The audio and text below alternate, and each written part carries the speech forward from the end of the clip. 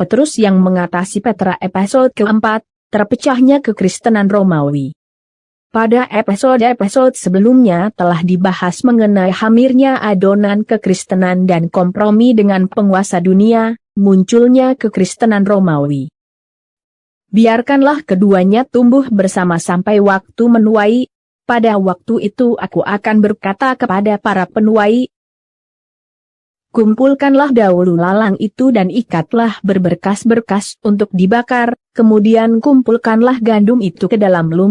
Dan ia menceritakan perumpamaan ini juga kepada mereka, hal kerajaan sorga itu. Seumpama ragi yang diambil seorang perempuan dan diadukan ke dalam tepung terigu 3 sukat sampai hamir seluruhnya. Dan pada akhir abad pertama, Rasul Paulus meminta agar utusan iblis disingkirkan oleh Tuhan daripadanya, tetapi permintaan ini ditolak Tuhan. Paulus inilah salah satu hamba yang dimaksud yang hendak mencabut ilalang itu. 2 Korintus 12 ayat 7-10, TB, dan supaya aku jangan meninggikan diri karena penyataan-penyataan yang luar biasa itu. Maka aku diberi suatu duri di dalam dagingku, yaitu seorang utusan iblis untuk menggocoh aku, supaya aku jangan meninggikan diri. Tentang hal itu aku sudah 3 kali berseru kepada Tuhan, supaya utusan iblis itu mundur daripadaku. Tetapi jawab Tuhan kepadaku, cukuplah kasih karuniaku bagimu, sebab justru dalam kelemahanlah kuasaku menjadi sempurna. Gereja perdana memang diizinkan untuk tumbuh bersama ilalang dan mati sebelum abad pertama berakhir. Dan ilalang akan menjadi kerajaan Allah tipikal kedua, adonan hamir. Sementara sisa-sisa jemaat akan melarikan diri ke daerah pegunungan. Dan sejarah mencatat bahwa sisa-sisa jemaat ini bertahan hingga abad ke-7. Sampai akhirnya seluruh adonan kekristenan menjadi hamir. Saat-saat terakhir hidupnya, Rasul Paulus menuliskan bahwa sebagian besar jemaat sudah berpaling darinya, dan mengikut para pengajar-pengajar palsu. 2 Timotius 1 ayat 15. Engkau tahu bahwa semua mereka yang di daerah Asia kecil berpaling daripadaku, termasuk Figelus dan Hermogenes. 2 Timotius 4 ayat 16. Pada waktu pembelaanku yang pertama tidak seorang pun yang membantu aku, semuanya meninggalkan aku, kiranya hal itu jangan ditanggungkan atas mereka. Filipi 1 ayat 15-19, TB. Ada orang yang memberitakan Kristus karena dengki dan perselisihan, tetapi ada pula yang memberitakannya dengan maksud baik. Tetapi yang lain karena kepentingan sendiri dan dengan maksud yang tidak ikhlas, sangkanya dengan demikian mereka memperberat bebanku dalam penjara. Tetapi tidak mengapa, sebab bagaimanapun juga, Kristus diberitakan, baik dengan maksud palsu maupun dengan jujur. Tentang hal itu aku bersukacita, dan aku akan tetap bersukacita. Karena aku tahu, bahwa kesudahan semuanya ini ialah keselamatanku oleh doamu dan pertolongan Roh Yesus Kristus. Pada tulisan Paulus itu dapat kita ketahui bahwa di masa pelayanannya, jemaat yang diumpamakan sebagai lalang itu sudah ada. Bahkan Rasul Paulus mencantumkan nama-nama orang yang ia tunjuk sebagai penilik jemaat dan uskup, episkop, dan menyebut kejemaatan di luar wewenangnya sebagai para pekerja palsu. 1 Korintus 4 ayat 15, TB, sebab sekalipun kamu mempunyai beribu-ribu pendidik dalam Kristus, kamu tidak mempunyai banyak bapa. Karena akulah yang dalam Kristus Yesus telah menjadi bapamu oleh Injil yang kuberitakan kepadamu. 2 Korintus 11. 4, TB, sebab kamu sabar saja, jika ada seorang datang memberitakan Yesus yang lain daripada yang telah kami beritakan, atau memberikan kepada kamu roh yang lain daripada yang telah kamu terima atau Injil yang lain daripada yang telah kamu terima. Galatia 1 ayat 6. Aku heran bahwa kamu begitu lekas berbalik daripada Dia, yang oleh kasih karunia Kristus telah memanggil kamu, dan mengikuti suatu Injil lain. 1 Korintus 5 ayat 6. Kemegahanmu tidak baik. Tidak tahukah kamu, bahwa sedikit ragi menghamiri seluruh adonan? Galatia 5 ayat 9. Sedikit lagi sudah menghamirkan seluruh adonan. Awalnya ragi orang Farisi ditabur pada jemaat Antiokhia, disebut sebagai ajaran Nikolaus. Bahkan sebelum ada Injil Matius, mereka sudah punya Injil sendiri, yaitu Didache. Rasul Paulus menyebut jemaat mereka sebagai orang-orang dari kalangan Yakobus. Galatia 2 ayat 12. Karena sebelum beberapa orang dari kalangan Yakobus datang, ia makan sehidangan dengan saudara-saudara yang tidak bersunat. Tetapi setelah mereka datang, ia mengundurkan diri dan menjauhi mereka karena takut akan saudara-saudara yang bersunat. Di Antiokhia ini juga Santo Ignatius, salah satu bapak gereja Katolik dan Ortodoks, pernah menjadi uskup dan dipercaya sebagai murid langsung dari Rasul Yohanes. Padahal tidak ada catatan di Alkitab yang menunjukkan bahwa Yohanes pernah mengajar di Antiokhia. Sedangkan Petrus di Antiokhia hanyalah sebagai tamu saja. Dan sejarah gereja Katolik pun tidak mampu menjawab tentang bahasa apa yang digunakan oleh Yohanes mengajar Santo Ignatius. Lalu ajaran Nikolaus, yaitu ragi orang Farisi itu, menyebar dengan cepat ke seluruh jemaat Asia Kecil. Dan di Pergamus ditambah lagi dengan ajaran Bileam. Ketika penganiayaan terhadap jemaat semakin membesar, sebagian jemaat Pergamus terindikasi berkompromi dengan iblis. Setiap orang Kristen yang tidak mau menyangkal iman dibunuh, tetapi jemaat Pergamus dibiarkan hidup meski tak menyangkal iman. Wahyu 2 ayat 12, TB, dan tuliskanlah kepada malaikat jemaat di Pergamus, inilah firman Dia, yang memakai pedang yang tajam dan bermata dua. Wahyu 2 ayat 13, TB, aku tahu di mana engkau diam, yaitu di sana, di tempat tahta iblis, dan engkau berpegang kepada namaku, dan engkau tidak menyangkal imanmu kepadaku, juga tidak pada zaman Antipas, saksiku, yang setia kepadaku, yang dibunuh di hadapan kamu, di mana iblis diam. Wahyu 2 ayat 14, TB, tetapi aku mempunyai beberapa keberatan terhadap engkau, di antaramu ada beberapa orang yang menganut ajaran Bileam, yang memberi nasihat kepada Balak untuk menyesatkan orang Israel, supaya mereka makan persembahan berhala dan berbuat zina. Wahyu 2 ayat 15, TB, demikian juga ada padamu orang-orang yang berpegang kepada ajaran pengikut Nikolaus. Dengan demikian digenapilah apa yang telah diisyaratkan Yesus di Petra Kaisar Filipi, bahwa ada jemaat yang tidak mau menyerahkan nyawanya.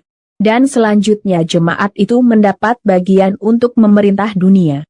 Penganiayaan terhadap saingan-saingan mereka pun terus terjadi. Pada awal abad keempat, Kaisar Konstantinus Agung menyatakan diri menjadi Kristen, dan bersama jemaat pengikut ajaran Nikolaus, bersama-sama berusaha memusnahkan kekristenan yang berbeda pendapat dengan mereka. Dan berdirilah jemaat kekristenan Romawi, inilah adonan yang hamir itu. Jauh sebelum semua ini terjadi, Nabi Daniel telah bernubuat. Pertama-tama, ia mengartikan mimpi Nebukadnezar.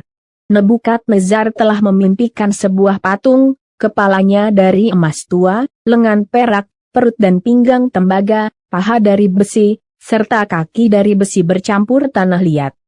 Kepala dari emas tua artinya Nebukadnezar itu sendiri sang Raja Babilonia. Daniel 2 ayat 38, TB, dan yang ke dalam tangannya telah diserahkannya anak-anak manusia, dimanapun mereka berada, binatang-binatang di padang dan burung-burung di udara, dan yang dibuatnya menjadi kuasa atas semuanya itu, Tuankulah kepala yang dari emas itu. Daniel 2 ayat 39, TB, tetapi sesudah Tuanku akan muncul suatu kerajaan lain, yang kurang besar dari kerajaan Tuanku, kemudian suatu kerajaan lagi, yakni yang ketiga, dari tembaga, yang akan berkuasa atas seluruh bumi. Lengan dari perak melambangkan kerajaan Media dan Persia. Perut dan pinggang dari tembaga melambangkan kerajaan Yunani. Daniel 2 ayat 40, TB, sesudah itu akan ada suatu kerajaan yang keempat, yang keras seperti besi, tepat seperti besi yang meremukkan dan menghancurkan segala sesuatu, dan seperti besi yang menghancur luluhkan, maka kerajaan ini akan meremukkan dan menghancur luluhkan semuanya. Paha dari besi melambangkan Romawi.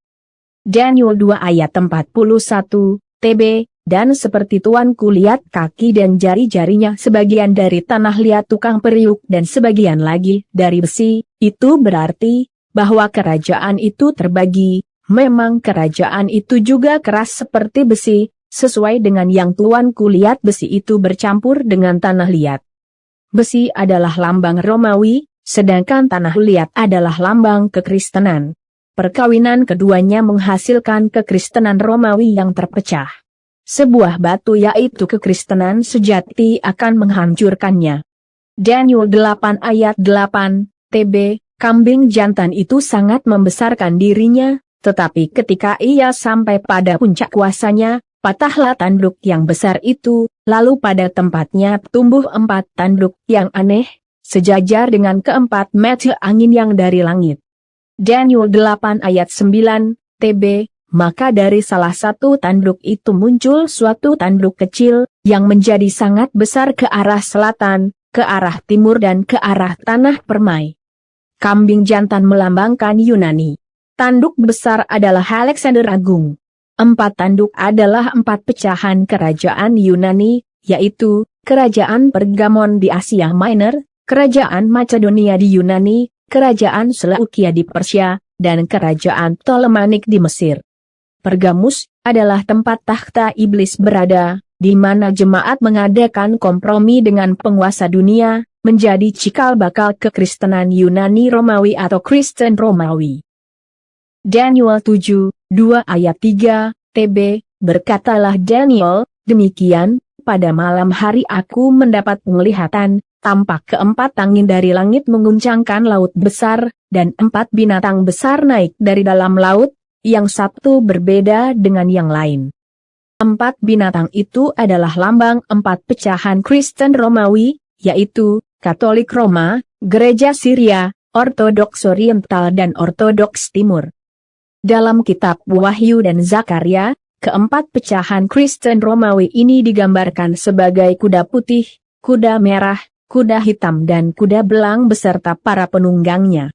Wahyu 6 ayat 2, TB, dan aku melihat, sesungguhnya, ada seekor kuda putih dan orang yang menungganginya memegang sebuah panah dan kepadanya dikaruniakan sebuah mahkota. Lalu ia maju sebagai pemenang untuk merebut kemenangan. Kuda putih adalah Katolik Roma, ditunggangi oleh roh yang memegang panah. Artinya berkuasa mempersatukan kaumnya di bawah satu kepalasan. Menguasai dunia bagian barat. Wahyu 6 ayat 4, TB, dan majulah seekor kuda lain, seekor kuda merah padam dan orang yang menungganginya dikaruniakan kuasa untuk mengambil damai sejahtera dari atas bumi, sehingga mereka saling membunuh, dan kepadanya dikaruniakan sebilah pedang yang besar. Kuda merah padam melambangkan gereja Asiria. Gereja barat menyebutnya Nestorian. Roh yang menungganginya adalah ahli bertempur. Gereja ini menjelajah seluruh dunia. Bahkan di Nusantara, mereka sudah mendirikan jemaat di Barus Sumatera Utara mungkin sejak awal abad ke-5. Wahyu 6 ayat 8, TB, dan aku melihat, sesungguhnya, ada seekor kuda hijau kuning dan orang yang menungganginya bernama Maut dan kerajaan Maut mengikutinya. Dan kepada mereka diberikan kuasa atas 1/4 dari bumi untuk membunuh dengan pedang, dan Wahyu 6 ayat 5, TB, dan ketika anak domba itu membuka meterai yang ketiga, aku mendengar makhluk yang ketiga berkata, mari dan aku melihat, sesungguhnya, ada seekor kuda hitam dan orang yang menungganginya memegang sebuah timbangan di tangannya. Kuda hitam adalah gereja Ortodoks Timur, berkuasa atas utara dunia. Penunggangnya adalah roh komunisme dan sosialisme. Wahyu 6 ayat 8, TB, dan aku melihat, sesungguhnya, ada seekor kuda hijau kuning dan orang yang menungganginya bernama Maut dan kerajaan Maut mengikutinya. dan kepada mereka diberikan kuasa atas 1/4 dari bumi untuk membunuh dengan pedang, dan dengan kelaparan dan sampar, dan dengan binatang-binatang buas yang di bumi.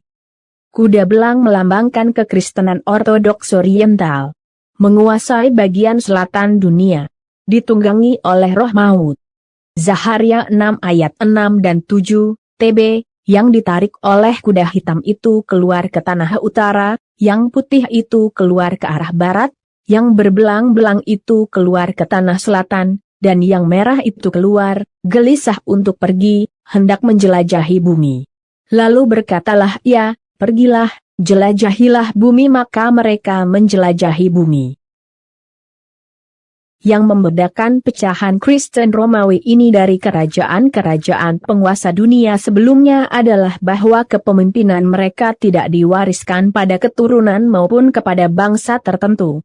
Daniel 11 ayat 4, TB, tetapi baru saja ia muncul, maka kerajaannya akan pecah dan terbagi-bagi menurut keempat mata angin dari langit, jatuh bukan kepada keturunannya, dan tanpa kekuasaan seperti yang dipunyainya, sebab kerajaannya akan runtuh dan menjadi milik orang-orang yang lain daripada orang-orang ini.